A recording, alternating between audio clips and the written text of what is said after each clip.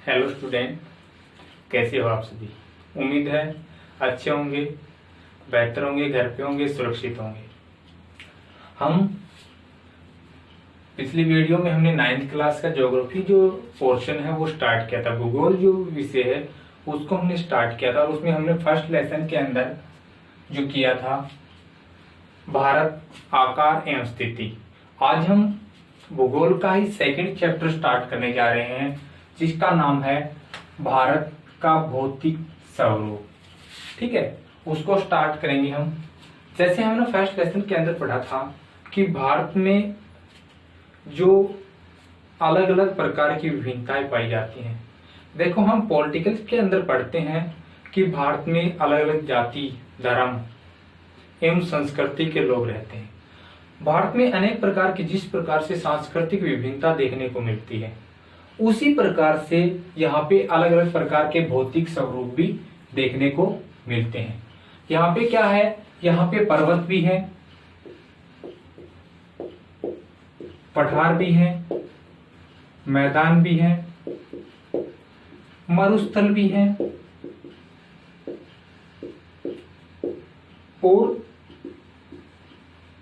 द्वीप समूह भी है।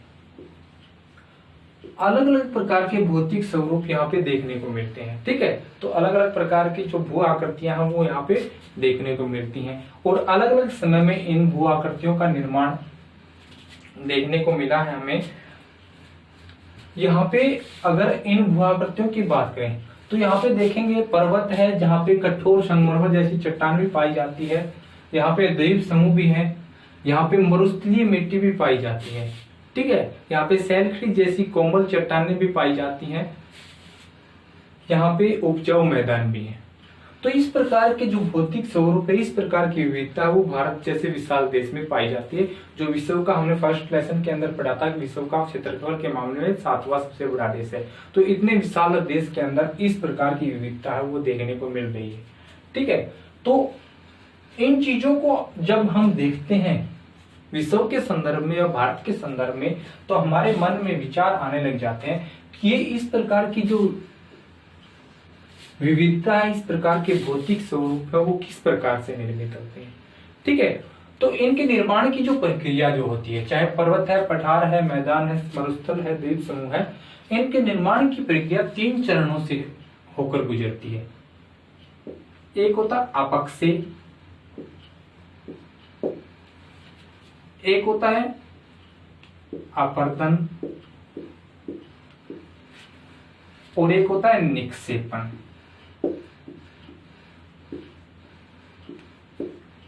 ये 3 चरण होते हैं।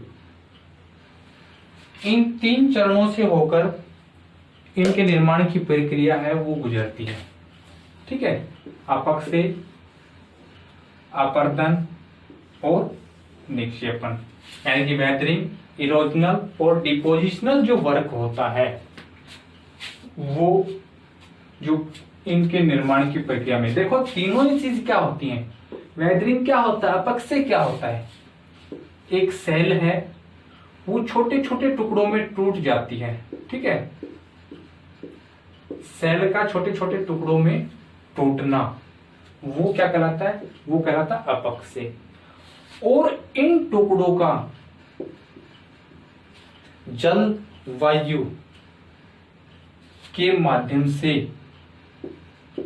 परिवहन, ठीक है, यानी कि एक स्थान से दूसरे स्थान पर जाना, वो क्या कहलाता है, वो कहलाता है अपर्दन। और निक्षेपण क्या, ये बहकर कहीं पे जाकर जमाव कर देते हैं। ठीक है, इस प्रकार से जमाव करते हैं तो वो क्या है, वो है डिपोजिशनल वर्क, निक्षेपण। ठीक है, तो इन प्रक्रियाओं के माध्यम से ही पठार, पर्वत, मैदान, मरुस्थल एवं द्वीप समूह का निर्माण होता है। ठीक है, इसके अतिरिक्त अगर हम भारत की बात करें तो भारत में ये सभी के सभी भौतिक स्वरूप है वो निर्मित होने में काफी लंबा समय लगा। यहाँ पे पठार जैसे जो दक्कन का पठार है वैसे अनेक प्राचीन भूभाग भी मौजूद हैं उपजाऊ समतल मैदान है।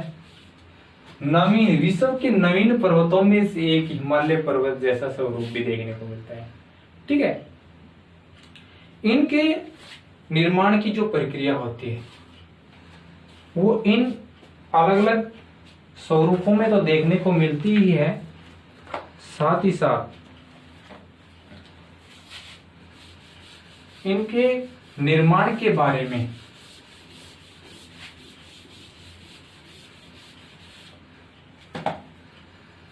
जो एक थ्योरी आई थी 1967 के अंदर, जिसका नाम था प्लेट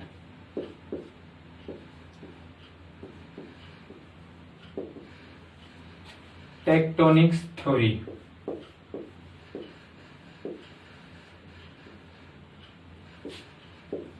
प्लेट टेक्टोनिक थ्योरी आई थी एक, वो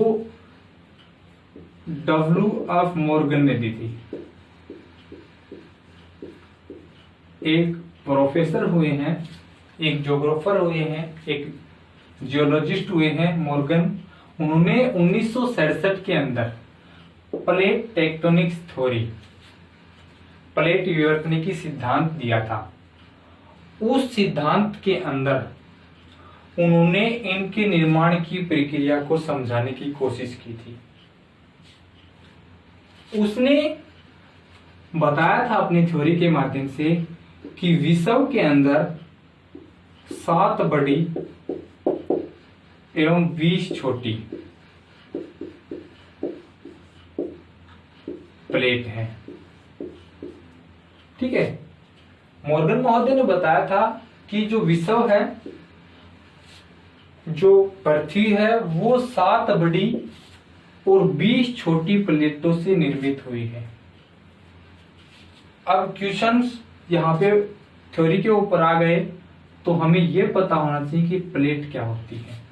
स्वाभाविक सी बात है, 9th स्टैंडर्ड में ये +1 की BA स्टैंडर्ड की बातें हैं कि ये थ्योरी कहाँ से आई, ये प्लेट वगैरह है वो। लेकिन हमें 9th स्टैंडर्ड में ये चीजें हल्की हल्की पता होनी चाहिए कि प्लेट क्या होती है। देखो, खाने वाली प्लेट की चर्चा नहीं कर रहे हैं, कहीं आप ये सोचो कि खाने की प्लेट है, नहीं। जो ऊपरी जो परपट्टी है, जिसको क्रस्ट बोलते हैं, ये जो क्रस्ट है वो कठोर सेलों से बनी है।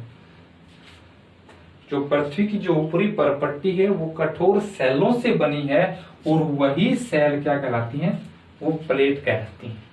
ठीक है, और इस प्रकार की 7 बड़ी और 20 छोटी प्लेटों से पृथ्वी का या परपट्टी का निर्माण हुआ है। ठीक है, ये जो प्लेटें हैं वो एक दूसरे की तरफ मूवमेंट करती रहती हैं, सरकती रहती हैं, इधर उधर घूमती रहती हैं। ठीक है, उनके जो मूवमेंट की जो प्रक्रिया है वो 3 प्रकार से होती है।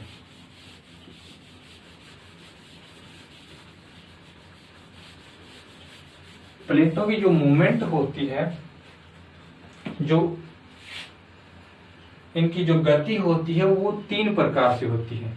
वो कौन सी होती है? एक तो होती है अपसारी,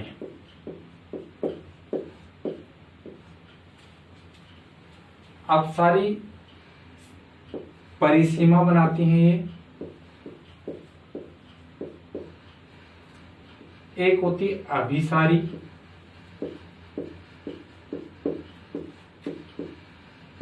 परिसीमा, और एक होती है रूपांतरित परिसीमा।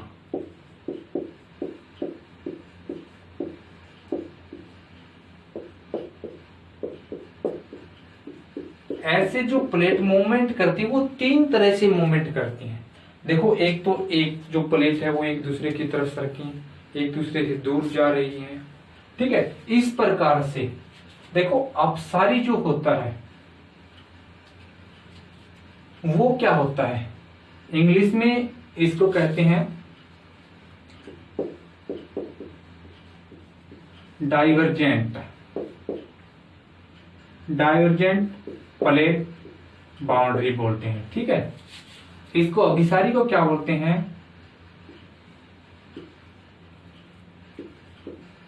Convergent plate boundary. ठीक है, और ये होती है ट्रांसफॉर्म।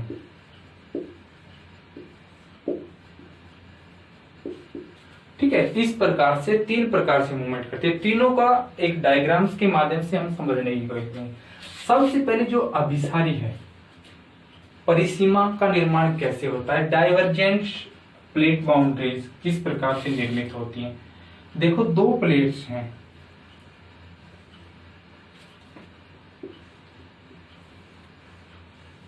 जो कठोर चट्टाने हैं उनसे निर्मित 2 प्लेटें हैं। जब ये दोनों ही प्लेटें एक दूसरे से दूर जाती हैं, क्या हो रहा है? अपसरण हो रहा है इनका, डाइवर्जेंट हो रही है, ये डाइवर्ट हो रही है, यानी कि एक दूसरे से दूर जाती हैं। तब जो बाउंड्रीज बनती है इनकी, वो क्या कहलाती है? वो अपसारी परिसीमा कहलाती है। ठीक है, यानी कि जब 2 प्लेटें एक दूसरे से दूर जाती हैं, ठीक है, एक दूसरे से दूर मूवमेंट करती हैं, परिसरण करती हैं, डाइवर्जेंट होता है 2 प्लेटों का, तो वो क्या कहलाती है? अपसारी परिसीमा कहलाती है। ठीक है, इनके कारण जब 2 प्लेटें एक दूसरे से दूर जाएंगी, एक रबड़ होता है उसको हम खींचते हैं। ठीक है, तो एक सीमा तक तो वो खींचेगा, बधेगा, लेकिन जब उसकी सीमा खत्म हो जाएगी तो क्या होगा? टूट जाएगा, उनके बीच भ्रंश पैदा होगा, इसके बीच दरार पैदा होगी। ठीक है, और दरार पैदा होगी तो जो नीचे जो धाराएं जो होती हैं, ठीक है, संवहनीय धाराएं उड़ रही होती हैं, वो जो धाराओं के माध्यम से जो नीचे जो पदार्थ है, जो पिघले हुए चट्टाने हैं, जो गर्म जल है, वो इन दरारों के माध्यम से ऊपर आएगा। ठीक है, और वो ज्वालामुखी विस्फोट पर धारण कर लेगा। ठीक है, ये तो फर्स्ट जो बाउंड्रीज का निर्माण होता है, जिसको डाइवर्जेंट प्लेट बाउंड्री या अपसारी परिसीमा कहते हैं, वो है। ठीक है, सेकंड क्या है?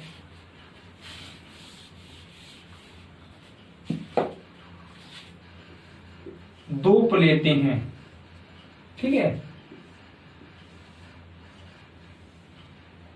जब ये 2 प्लेटें एक दूसरे की तरफ मूवमेंट करती हैं, ठीक है, जब 2 प्लेटें एक दूसरे की तरफ खिसकती हैं, मूवमेंट करती हैं, तो उससे जो परिसीमा का निर्माण होता है उसको कहा जाता है अभिसारी परिसीमा।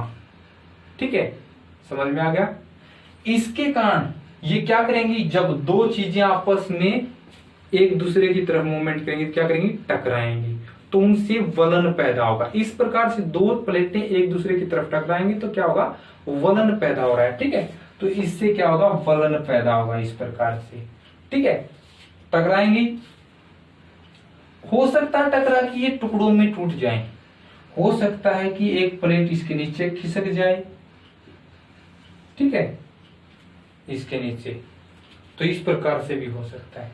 ठीक है, तो ये जो दोनों प्लेटें एक दूसरे की तरफ मूवमेंट कर रही हैं, तो वो क्या कहला रहा है? वो अभिसारी परिसीमा का निर्माण हो रहा है। ठीक है, तीसरा जो टाइप्स है वो क्या है कि जब 2 प्लेटें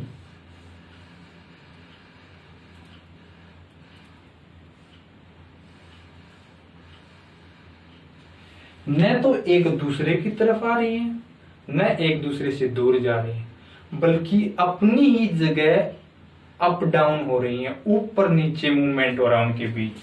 ठीक है, एक प्लेट ऊपर जा रही है, एक प्लेट नीचे जा रही है। ठीक है, तो उससे क्या हो रहा है कि इससे किसी प्रकार की भू आकृति का निर्माण नहीं होता। अगर 2 प्लेटें एक दूसरे की तरफ टकराएंगी तो जो पर्वत है, पठार है, वो बन जाएंगे। ठीक है, इससे भी दूर जाएंगे तो जो लावा निकलेगा, लावा आसपास के क्षेत्र में जमा होगा, उससे क्या होगा? पठारी क्षेत्र का निर्माण होगा। देखो, इन तीनों ही चीजों को देखो, ट्रांसफॉर्म जो बाउंड्रीज है वो तो आपको याद रखनी पड़ेगी, लेकिन इनमें अपसारी और अभिसारी सारी जो है वो कंफ्यूज करने वाला है। तो इनको सिंपल सी चीज के माध्यम से, सिंपल सी ट्रिक के माध्यम से कभी भी नहीं भूलोगे, ऐसी चीज बताने जा रहा हूं, ध्यान देना आपको, ठीक है।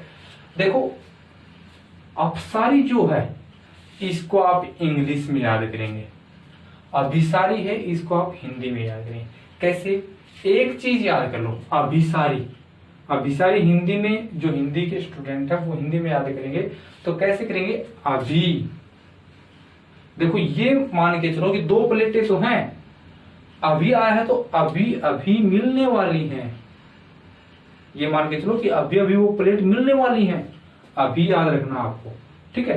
यानी कि अभी अभी मिलने वाली तो एक दूसरे की तरफ आएंगे, तो जो दो प्लेटें एक दूसरे की तरफ मूवमेंट करती हैं और उससे परिसीमा का निर्माण होता है, उससे जो बाउंड्री बनती है वो क्या कहलाती है? अभिसारी।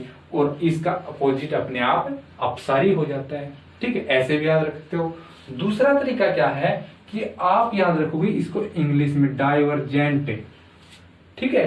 डाइवर्जेंट यानी कि डाइवर्ट होना, डाइवर्ट एक दूसरे से दूर जाना, ठीक है। एक प्रकार से एक डाइवर्ट मुड़ना एक प्रकार से वो हो सकता है, तो डाइवर्जेंट से डाइवर्ट याद रखेंगे, और डाइवर्ट हो रहा है एक दूसरे से दूर जा रही है तो वो क्या है? वो अपसारी है। और अगर डाइवर्जेंट याद हो गया तो कन्वर्जेंट अपने आप याद आ जाएगा। तो ऐसे तीनों की तीनों प्लेटों के कारण पर्वत, पठार, मैदानी क्षेत्र है उनका निर्माण होता है, ठीक है। इसके अतिरिक्त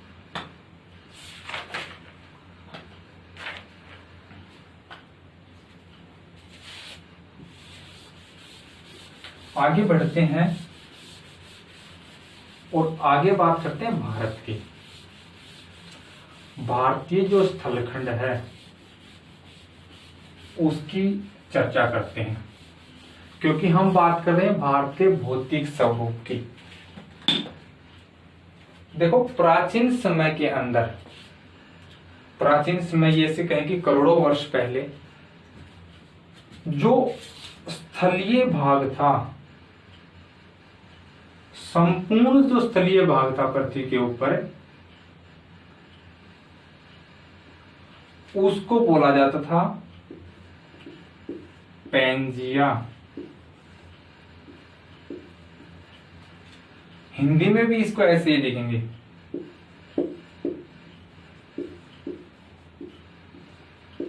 पैंजिया बोला जाता था, ठीक है।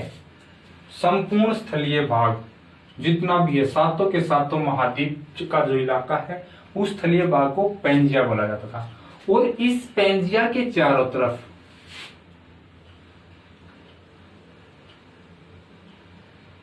जलीय भाग मौजूद था, ठीक है, उसको बोला जाता पैंथालासा।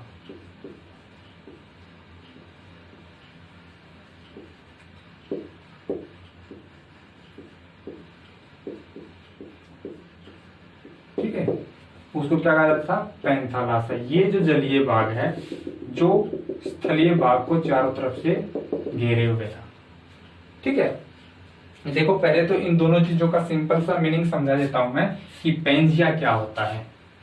इसका वर्ड मीनिंग जो होता है उसके हिसाब से, शब्द व्युत्पत्ति के हिसाब से हम चर्चा करते हैं ना, तो उसके हिसाब से पैंजिया क्या होता है?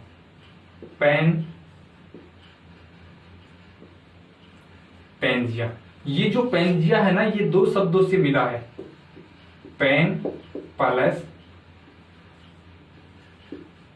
जिया, ठीक है। पैन का अर्थ है इसमें आल, और जिया का क्या अर्थ होता है? वो लैंड कह सकते हैं या अर्थ कह सकते हैं, ठीक है। यानी कि और संपूर्ण या सभी जो लैंड एरिया है, जो भूमि का जो भाग है, उसको क्या कहा गया है? पैंजिया कहा गया है, ठीक है। और ऐसे ही जो पैंथालासा है,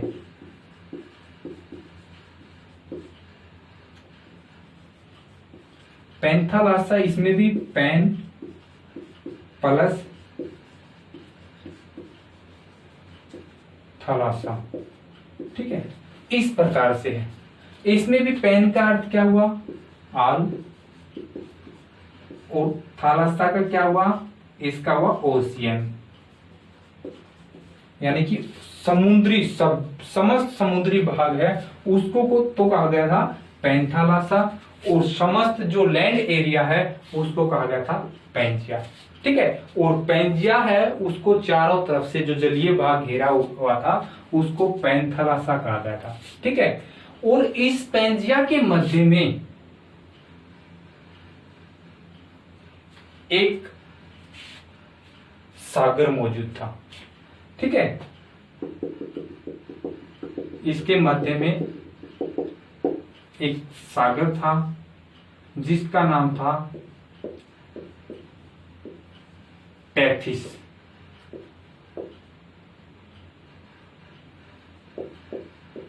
टेथिस सागर हुआ करता था इसके मध्य। ठीक है, धीरे धीरे क्या हुआ, जो हमने प्लेटें पढ़ी थी इन प्लेटों के अंदर मूवमेंट हुआ, गति हुई इनके बीच। ठीक है, और उस गति का परिणाम क्या हुआ कि ये जो संपूर्ण पैंजिया भाग था ये मध्य से टूट गया, यहां से ऐसे टूट गया। ठीक है, और जो इसका जो ऊपरी भाग था इसको कहा गया फिर अंगारा लैंड। इसको अंगारा लैंड बोला गया। ठीक है, और इसके दक्षिण में जो भाग था उसको बोला गया गोंडवाना लैंड, यानी कि गोंडवाना भूमि और अंगारा भूमि। ठीक है, इनको दो नाम दे दिए गए। और जो दक्षिणी जो भाग था, जो ये भाग था गोंडवाना लैंड,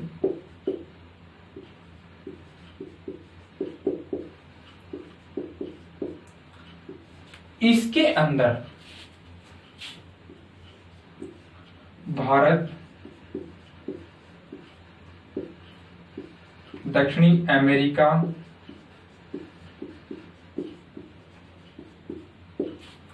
दक्षिणी अफ्रीका,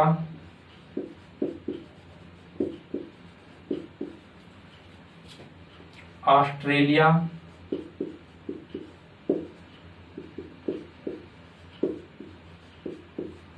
और अंटार्कटिका,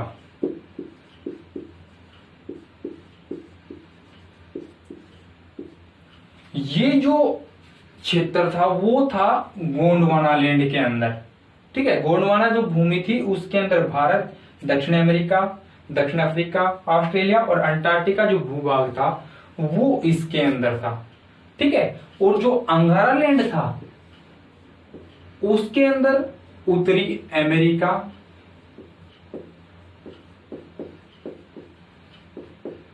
यूरेशिया, ये दो भूभाग थे। यूरेशिया यानी यूरोप और एशिया का जो बचा हुआ हिस्सा है वो थे अंगारा लैंड के हिस्से, और नीचे का जो था वो गोंडवाना लैंड के हिस्से था। ठीक है, इसके अंदर आता था। ठीक है, इतना समझ में आ गया। अब बात करते हैं आगे।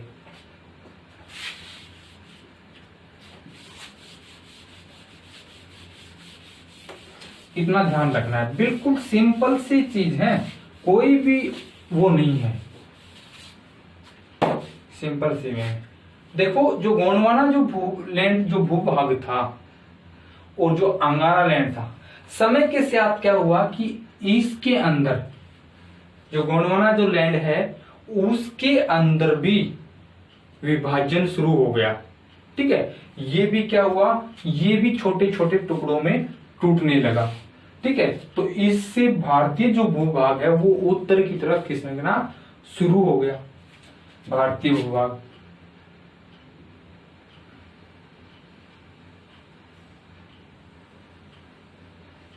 इसको ऐसे ले लेंगे। ठीक है, ये जो है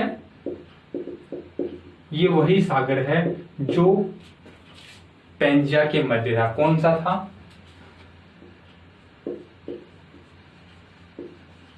टेथिस सागर। ठीक है, ये टेथिस सागर है। और ये जो है ये गोंडवाना लैंड का जो हिस्सा है वो जो भारतीय जो प्लेट थी, जो भारतीय भूभाग था वो आता है, इसका नाम हम देंगे अंगारा लैंड ही। ठीक है, ये और ये जो था ये सॉरी, इसका नाम था गोंडवाना लैंड। ठीक है,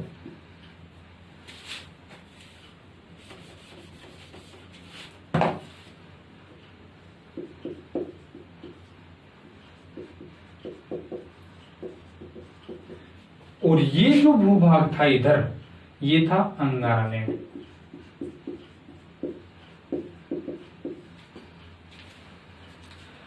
इन दोनों के बीच देखो, गोंडवाना लैंड का कुछ हिस्सा है ये, जो भारतीय इंडो ऑस्ट्रेलियन, जो ऑस्ट्रेलिया का कुछ हिस्सा था, वो एक प्लेट के रूप में 7 बड़ी प्लेट थी, उनमें इंडो ऑस्ट्रेलियन प्लेट भी एक है। ठीक है, ये जो अंगारा लैंड का जो भूभाग था, इसमें से जो प्लेट है वो अपनी जगह स्थिर है, लेकिन भारतीय जो प्लेट है, जो भारतीय भूभाग है, वो गोंडवाना लैंड से अलग होके अंगारा लैंड की तरफ खिसकने लगा। ठीक है, इसकी तरफ खिसकने लगा और ये अपनी जगह है, तो दोनों एक दूसरे की तरफ खिसकेंगी तो क्या होगा, उनके बीच फोल्ड पैदा होगा। जैसे हम मान लेते हैं कि ये एक पेज है, ये इंडियन पार्ट है, ये अंगारा लैंड है। जब हम इन दोनों को एक दूसरे की तरफ खिसकाएंगे तो क्या होगा, इनके अंदर धीरे धीरे वलन पड़ना शुरू हो जाएगा, ऐसे बीच में से ऊपर उठ रही है। ठीक है, तो ऐसे जब दो प्लेटें, एक गोंडवाना लैंड भूभाग और एक अंगारा लैंड भूभाग, दोनों एक दूसरे की तरफ खिसकते चले गए, तो जो बीच में जो तैतीस सागर था उसमें वलन पड़ता शुरू हो गया, ऐसे ऊपर की तरफ उठना शुरू हो गया। ये जो भूभाग था, ये तैतीस सागर का जो भूभाग था, जिसके अंदर अवसाद था, जिसके अंदर चट्टाने, जो अवसादी चट्टाने जो जमा थी ऐसे ढेर के रूप में, इनके अंदर दोनों एक दूसरे की तरफ खिसके ये, तो इसके बीच में जो तैतीस सागर में जो अवसादी चट्टाने थी, उनके अंदर वलन पड़ना शुरू हो गया।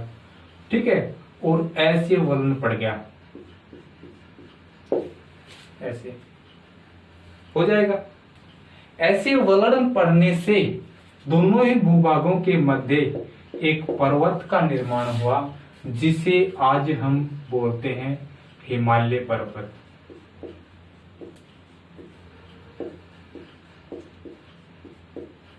हिमालय पर्वत का नाम देते हैं जिसे। ठीक है, तो हिमालय पर्वत का निर्माण, कई बार क्वेश्चन आता है कि हिमालय पर्वत का निर्माण कैसे हुआ, तो हमें सिंपल सा बताना है कि प्राचीन समय में दो भूभाग अंगारा लैंड और गोंडवाना लैंड एक दूसरे की तरफ खिसकने लगे, और उनके मध्य जो 33 भू अभिनति थी, जो 33 सागर था, उसके अंदर जो अवसादी चट्टानें थी, उनके अंदर वलन पड़ गया, और वलन पड़ने से जो भूभाग ऊपर की तरफ उठ गया, जो अवसादी चट्टानें ऊपर की तरफ उठी, उसको ही हम हिमालय पर्वत कहते हैं, या ऐसे हिमालय पर्वत का निर्माण हुआ था। ठीक है, आ गया समझ में। इसके अतिरिक्त अगर देखो, इतना जो चीज है वो थोड़ा टफ लगा होगा, हो सकता है, लेकिन आप इसको बार बार देखेंगे तो ये ही चीज आपको सिंपल लगने लगेगी, इजी लगने लगेगी। ठीक है, और ये बहुत इंपॉर्टेंट है। 11th क्लास में फिर आएगा, फिर बी स्टैंडर्ड के अंदर आपको फिर से ये देखने को मिलेगी ये चीजें। ठीक है, आपको प्लेट टेक्टोनिक थ्योरी पूरी पढ़नी पड़ेगी, आपको ये चीज पढ़नी पड़ेगी। गोंडवाना लैंड में कौन सा हिस्सा होता था, अंगारा लैंड के अंदर कौन सा हिस्सा होता था। ठीक है, हिमालय पर्वत है वो किस सागर से इसकी उत्पत्ति मानी जाती है, कई बार ये जीका के क्वेश्चन भी आता है। ठीक है, तो इस प्रकार से आपको इसको अध्ययन करना है। 2-3 बार इसको वीडियो को रिवाइज करेंगे, देखेंगे आप बार बार, तो इतनी आसानी से इसको समझाने की कोशिश की, आप इसको आसानी से समझ जाओगे। इससे आगे हम भारत के भौतिक स्वरूप, जो अलग अलग भौतिक स्वरूप हैं भारत में, मुख्य रूप से उत्तर में हिमालय पर्वत,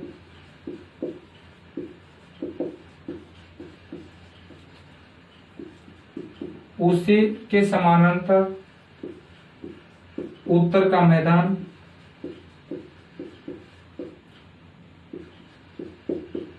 उसके पश्चिम में मरुस्थल, फिर उसके दक्षिण में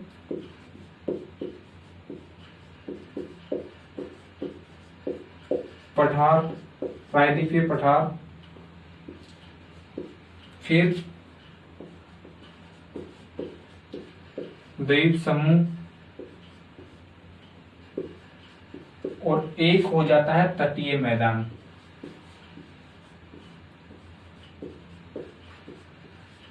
बहुत ही लेंथी चैप्टर है, इसको हम आराम से करने की कोशिश करेंगे। 2 वीडियो में हो जाए, 3 वीडियो में जाए, कोई बात नहीं है, ठीक है। इसको सिंपल सी इजी वे में ये जो चीजें है, ये जो लेसन है और 9th क्लास की जो ज्योग्राफी है, वो आपको हर जगह आगे आने वाले समय में भी आपको वो चीजें काम आएंगी, ठीक है। काम आने की चीजें है, इसको बिल्कुल सिंपल से लैंग्वेज के अंदर आसानी से समझने की कोशिश करेंगे।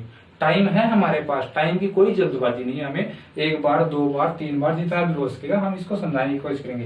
देखो, हिमालय पर्वत है, उत्तर का मैदान है, मरुस्थलीय क्षेत्र है, प्रायद्वीपीय पठार है, द्वीप समूह और तटीय मैदान, ये जो भारत का भौतिक स्वरूप है, अलग अलग प्रकार की भारत के अंदर भू आकृतियां पाई जाती हैं। उन भू आकृतियों को हम अगली वीडियो के अंदर अच्छी प्रकार से हिमालय पर्वत से स्टार्ट करेंगे, तटीय मैदान या द्वीप समूह तक हम इनको आराम से 2-3 वीडियो के अंदर आसानी से कर लेंगे, ठीक है। तो आप जितना ये करवाया गया उसको एक बार रफ नोट, 1 बार 2 बार वीडियो आपको देखोगे, फिर इसी चीज को पहले तो आप देखेंगे इस डायग्राम्स के माध्यम से। डायग्राम आपके दिमाग के अंदर, मेमोरी के अंदर सेट हो जाना चाहिए, ठीक है। जब भी क्वेश्चन आता है, कोई भी ये चीज आती है, ऐसे आता है हिमालय पर्वत का निर्माण कैसे हुआ, प्लेट क्या है, प्लेट मूवमेंट कितने प्रकार का होता है, ठीक है। तो वो चीजें आपको पता होनी चाहिए, ठीक है। और वो इस डायग्राम के माध्यम से या जो चीजें बताई गई हैं उनके माध्यम से आपको आसानी से याद रहेगा। तो आज के लिए इतना ही। नेक्स्ट वीडियो के अंदर हम भारत के अलग अलग प्रकार के, विभिन्न प्रकार के भौतिक स्वरूप हैं, उन भू आकृतियों के बारे में अध्ययन करेंगे। Thank you, bye bye.